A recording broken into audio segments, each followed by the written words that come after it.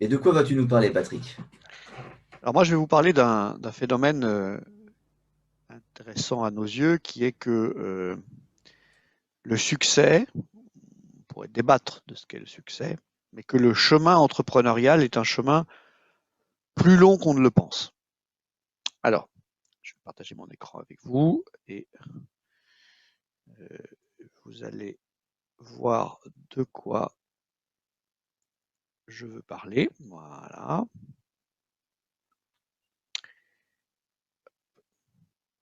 Est-ce que ça marche? Mais oui.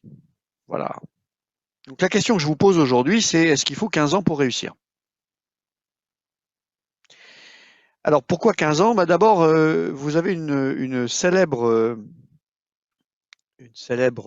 citation qui dit que le succès instantané, ça prend 10 ans à se préparer. C'est une citation de Tom Clancy, le célèbre auteur de thrillers géopolitiques. Overnight success is 10 years in the making. Et c'est quelque chose que nous avons observé à de nombreuses reprises. Je vous rappelle qu'on a croisé plus de 10 000 entrepreneurs en 25 ans, des gens qui allaient de 20 ans à 80 ans et plus, qui avaient soit aucun collaborateur, soit 45 000 collaborateurs, qui étaient implantés localement ou qui étaient des acteurs mondiaux dans leur domaine. Et nous avons pu constater que finalement, chaque entrepreneur a sa définition du succès. Mais que le point commun, c'est que quand on les interroge, alors plutôt les plus âgés, c'est qu'ils reconnaissent que le temps long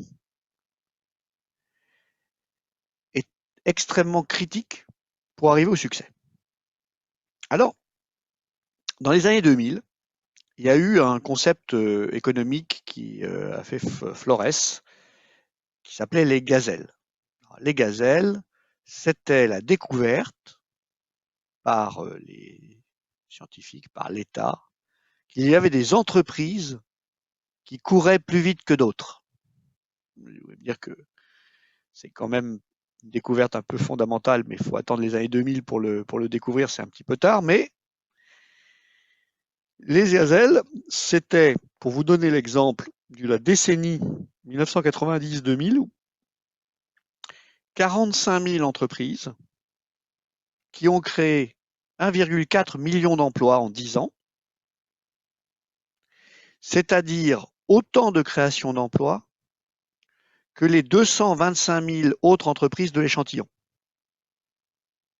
Au passage, je vous rappelle que j'ai fait une chronique sur le 20-80 il n'y a pas très longtemps et que hops, l'exemple fonctionne là aussi.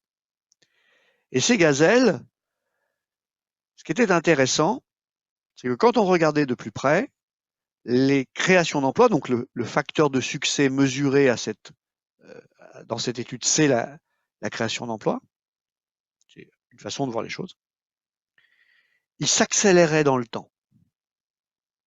C'est-à-dire que les entreprises ne créent pas beaucoup d'emplois, pas beaucoup plus, toujours pas beaucoup plus, et puis tout d'un coup un petit peu plus, beaucoup, beaucoup, beaucoup, beaucoup, beaucoup. Donc qu'est-ce que ça décrit? Ça décrit une loi de puissance. Et ça décrit l'importance du temps dans l'analyse. Parce que si vous regardez, par exemple, les 7 premières années de la courbe, il ne se passe pas grand-chose. Si vous regardez les 3 dernières, ça change de façon très importante. Ils avaient fait la même étude sur le chiffre d'affaires, sur le même échantillon, et c'était à peu près la même chose, évidemment.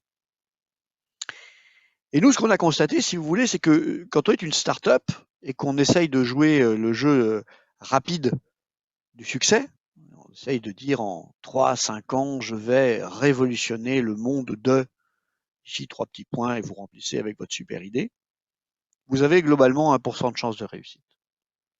Une des métriques qu'on rappelle souvent, c'est qu'en Californie, il y a à peu près une dizaine de milliers d'investissements venture par an, et il y a finalement assez peu d'entreprises qui sortent de là en ayant performé, même au sens de l'investisseur, sans parler de performer tout court en tant qu'entreprise, organisation avec une vision, une mission et des valeurs. En revanche, dès lors qu'on prend un outil d'analyse à 10 ans et qu'on regarde 10 ans après la création d'une entreprise, on a à peu près 50% de réussite. Et si on regarde à 15 ans, on arrive à notre fameux 80%. Alors pourquoi? On a quelques hypothèses qu'on partage avec vous. D'abord, quand on démarre, soit jeune ou moins jeune, on a 3 facteurs importants en quantité limitée, qui sont des ressources, y compris les ressources financières, mais pas que, les ressources humaines, etc. De l'expérience, de manière limitée, et du réseau, de manière limitée. Et puis au fur et à mesure qu'on avance dans la vie de chef d'entreprise, d'entrepreneur, qu'on passe année après année après année à trouver des clients, rendre le service qu'on leur a vendu, faire fonctionner la communauté d'êtres humains qui composent l'entreprise, eh bien, on acquiert plus de ressources, plus d'expérience et plus de réseau. Et chaque nouveau projet qu'on lance bénéficie de conditions initiales meilleures. C'est-à-dire que si on imagine que chaque fois qu'on lance un nouveau projet dans une entreprise, c'est comme un tirage statistique aléatoire, eh bien on s'aperçoit qu'en réalité c'est pas vrai, parce que toute l'expérience qu'on a accumulée sur les tirages précédents joue en votre faveur. Et donc retenez cette idée des 5 ans, 10 ans et 15 ans. Pourquoi? Parce que vous pouvez être dans votre 10e année et vous trouvez que c'est long et que c'est dur d'être un entrepreneur, que ça ne fonctionne pas comme vous l'espériez, qu'il y a toujours quelque chose à régler et que vous avez l'impression que vous passez de crise en crise ou finalement que vous passez d'un moment à un autre où ça ne fonctionne pas ensemble de façon cohérente. Eh bien, c'est peut-être simplement parce que vous êtes en train de capitaliser suffisamment d'expérience, de réseau et de ressources jusqu'à ce que vous arriviez au moment où tout va devenir simple. Alors, je dis tout va devenir simple, entendons-nous, hein, la vie d'entrepreneur, c'est jamais simple, on va dire plus simple. Et donc, il ne faut pas s'angoisser sur sa performance d'entrepreneur quand on est à 5 ans, à 10 ans, même à 13 ans ou 15 ans. Il ne faut pas se comparer parce que vous allez toujours trouver des gens qui ont mieux réussi que vous, entre guillemets, quand vous allez regarder, et plus vite. Il faut rester dans sa ligne, comme tous les nageurs vous le diront. On nage dans sa ligne. Et on nage, et on nage, et on nage. Et chaque jour, il y a de nouvelles opportunités qui vont venir se présenter à vous. Et donc, c'est important, si vous êtes dans cette phase où vous estimez que vous n'avez pas le succès que vous méritez, de vous dire que ce n'est peut-être pas vous qui êtes en cause, mais simplement que vous n'êtes pas resté assez longtemps sur la zone de pêche.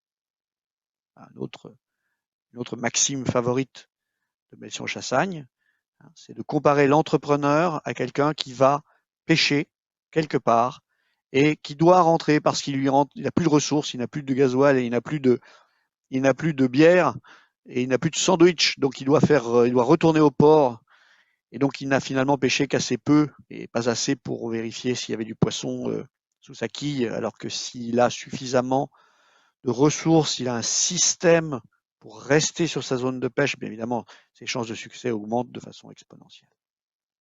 Mais à l'inverse, vous faites peut-être partie de ces entrepreneurs qui ont réussi vite. Et dans ce cas, vous avez d'autres problèmes. C'est que vous êtes une aberration statistique. Et probablement, vous le savez. Probablement, vous vous dites, pourquoi moi? Alors certains vont dire, mais c'est parce que je suis formidable. Certains vont dire, c'est parce que je me suis entouré des bonnes personnes. C'est parce que, etc. Tout ça, je vais vous dire, c'est probablement un peu vrai et pas totalement vrai en même temps. Donc souvent, les gens qu'on rencontre et qui ont réussi vite, ils souffrent du syndrome de l'imposteur. Parce qu'on a le droit d'avoir en fait la chance du débutant, mais c'est très difficile à accepter. C'est le rôle du hasard dans nos vies. J'en parlerai dans un instant. Et ce rôle du hasard, quand vous avez du succès, c'est particulièrement difficile à vivre. Au point d'avoir envie d'avoir peur, au point parfois d'avoir peur de recommencer. Parce qu'évidemment, quand vous avez du succès, on vous regarde. Et si vous recommencez un autre projet et que vous échouez, à ce moment-là, ça sera public. Tout le monde se dira, ah ah ah, on le savait, finalement, la première fois, c'était pas vraiment lui, etc., etc. Et pour autant, si vous êtes dans ce cas-là, est-ce que vous avez déjà rencontré un sportif qui s'est arrêté d'aller en compétition quand il a gagné sa première médaille? Ben non. Ben non. Vous avez déjà trouvé un pêcheur qui s'est arrêté de pêcher quand il a pêché son premier poisson? Ben non. Pour vous aussi, les effets d'expérience cumulative sont importants et sont présents. Donc que vous considériez que vous n'avez pas encore le succès que vous méritez, ou que vous ayez déjà eu un succès visible, dans les deux cas, c'est le rôle du hasard. Alors je vous ramène à nos auteurs favoris, Nassim Taleb, Le hasard sauvage. Le livre en anglais c'est Fooled by Randomness. Et puis l'antifragilité. Donc on parle de résilience par rapport à la performance. Il est évident que si le succès n'arrive pas tout de suite, dans les 5 ans, eh bien il vous faut tenir jusqu'à 10 ou jusqu'à 15 ans. Et donc, il vous faut plutôt une stratégie de résilience qu'une stratégie de performance. Je vous rappelle que la façon la plus sûre de perdre au poker, c'est de quitter la table. Et qu'est-ce qui se passe pour quitter la table? Un des plus sûrs moyens, c'est quand vous pensez avoir un bon jeu, vous faites tapis. Et là, 9 chances sur 10 que quelqu'un ait un meilleur jeu que vous. Et vous sortez de la table au 3e tour. Et vous rentrez dans votre chambre d'hôtel. Et vous continuez pas à jouer. Donc, la prise de risque, c'est l'inverse de la capacité à durer dans le temps. Mais attention, on ne parle pas du risque comme étant quelque chose de bon ou de mauvais. Parfois, le risque, c'est quelque chose qu'on ne voit pas. C'est quelque chose qui est en dehors de notre perception. Il faut bien sûr avancer sereinement. Et on en verra quelques conseils presque philosophiques dans la conclusion. Mais les yeux ouverts pour voir les opportunités. Il nous est arrivé fréquemment de croiser des entrepreneurs dont les entreprises fonctionnaient doucement et par le plus grand des hasards se sont retrouvés au bon moment, au bon endroit, dans le bon écosystème, avec les bons talents et exactement ce dont le marché avait besoin. Et donc, à ce moment-là, l'entreprise s'est mise à grandir de façon très importante. Donc là aussi, ce n'est pas parce qu'on avance doucement qu'on n'aura pas du succès. Simplement, il faut durer, il faut passer ces 15 premières années si on veut avoir une chance très élevée de réussite. Alors, concluons par quelques sagesses anciennes qui nous disent un petit peu toutes la même chose. D'abord, le taoïsme, Lao Tzu, la voie, c'est le chemin. Qu'est-ce que ça veut dire en français vulgaire? Ça veut dire qu'il ne faut pas chercher l'illumination subite. Ça veut dire que c'est en avançant dans la sagesse que tout se passe.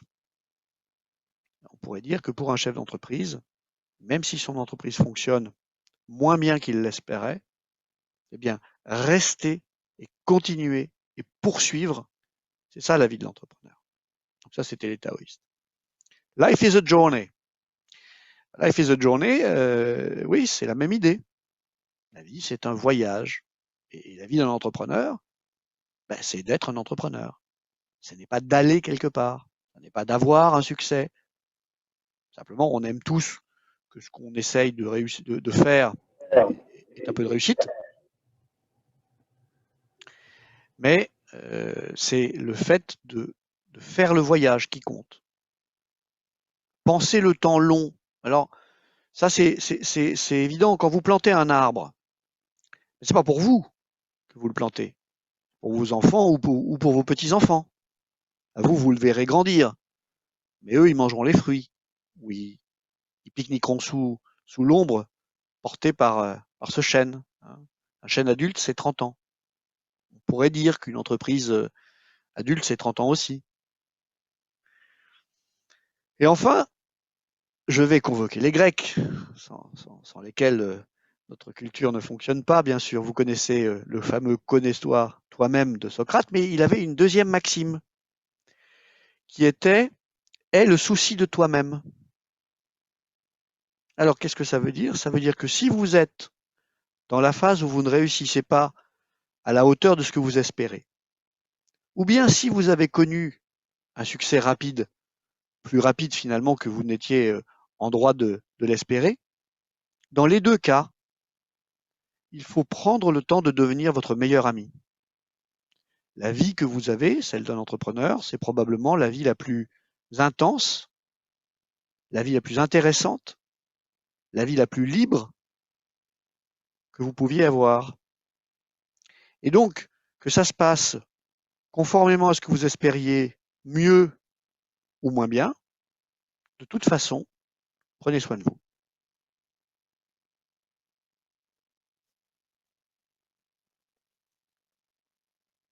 Alors,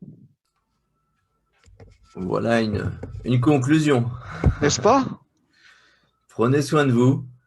C'est intéressant parce que prendre soin de soi, ça va être différent selon les personnalités. Et ce qui est prendre soin de soi quand on est entrepreneur, c'est forcément très difficile très différent de ce qu'on va imaginer prendre soin de soi quand on parle d'un non-entrepreneur. Oui, et en même temps, on est tous des êtres humains, mais l'entrepreneur a une situation spécifique, particulière. On pourrait dire qu'il a charge d'âme. Et donc, ces décisions n'impactent pas seulement lui-même, mais impactent l'ensemble des gens qu'il a dans son écosystème autour de lui. On pourrait dire aussi que l'entrepreneur a un challenge familial, et que là aussi, euh, se donner corps et âme 70 heures par semaine à son activité professionnelle parce que c'est nécessaire, parce que c'est la période de la crise, etc., ça pose de problème à personne. Faire ça pendant une dizaine d'années, probable que l'entrepreneur aura quelques difficultés familiales. Donc, il y a cette idée quelque part que le succès rapide n'existe pas statistiquement. Donc, ça n'est pas quelque chose que nous ne pensons pas qu'il faut poursuivre un succès rapide. Et pour prendre une image, je peux vous proposer d'aller faire une compétition de fléchettes dans un bar en Écosse dès qu'on sera déconfiné complètement. Et ben, vous verrez la différence entre un joueur débutant et un joueur qui joue depuis une cinquantaine d'années. Si Et tu prends l'Écosse, effectivement, hein. c'est un petit peu vrai dans l'ensemble des activités humaines. Malcolm Gladwell avait publié son livre Outliers, dans lequel il expliquait qu'il faut 3000 heures pour former un expert et 10 000 heures pour former un maître. 10 000 heures d'une pratique, quelle que soit la pratique. Un instrument de musique, le droit pénal, la direction d'entreprise. Il y a 10 000 heures, si vous réfléchissez, que vous multipliez, vous divisez ça par le nombre de jours et le nombre d'heures par jour que vous consacrez à votre entreprise, vous voyez bien que ça ne peut pas fonctionner en 3 à 5 ans. C'est pour ça aussi qu'il y a un atout à avoir vécu des expériences diverses. Parce qu'on commence à se dire, tiens, c'est intéressant, il y a là une forme de situation que j'ai un peu différente, mais que j'ai déjà connue. Et donc, il y a un avantage fondamental à penser le temps long, en tout cas, c'est notre conviction.